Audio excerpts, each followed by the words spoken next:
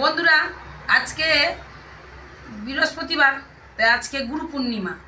আর দুটোই বৃহস্পতিবার এমনি লক্ষ্মী পূজা হচ্ছে, আর পূর্ণিমা আজকে দুটোই। আজকে গুরু পূর্ণিমারে ভাত খেতে নেই। সকাল থেকে কিছু খাইনি বন্ধুরা, একটা বাতাসা খেয়ে জল খেয়ে আছি। তা আজকে হোটেলে রান্না হয়েছে, মাছও হয়েছে, নিরামিষও রান্না হয়েছে।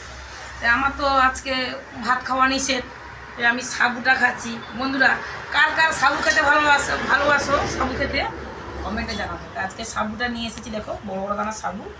এই সাবুটা কী দিয়ে খাচ্ছে, এক ঝরঝরে সাবু, দেখো একদম ধবধবে সাবুগুলো।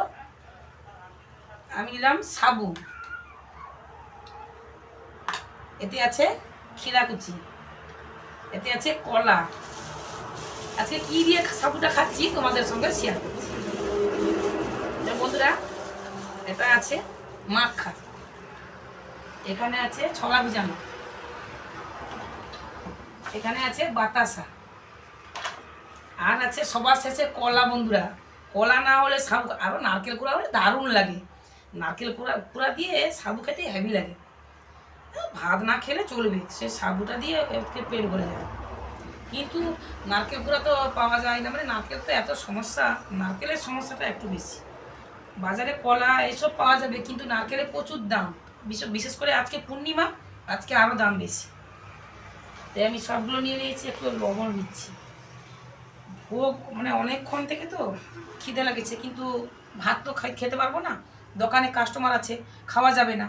তার জন্য সবার শেষে মানে বাসন টাসন মাজা শেষে এসেছি খেতে, সাবু খেতে।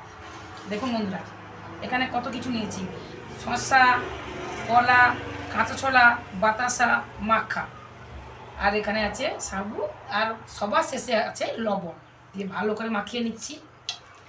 তোমরা যদি খেতে ভালোবাসো চলে এসো আমাদের বাড়িতে। আজকে সাবু, কলা, অনেক কিছু আছে, খেয়ে চলে যাবে।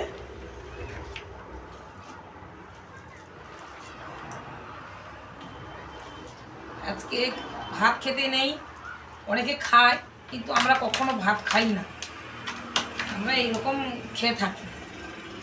তাই বন্ধুরা, কারা সাবু খেতে ভালোবাসো কমেন্টে জানাবে। আজকে সাবু খাচ্ছি, তোমাদের সঙ্গে শেয়ার করলাম।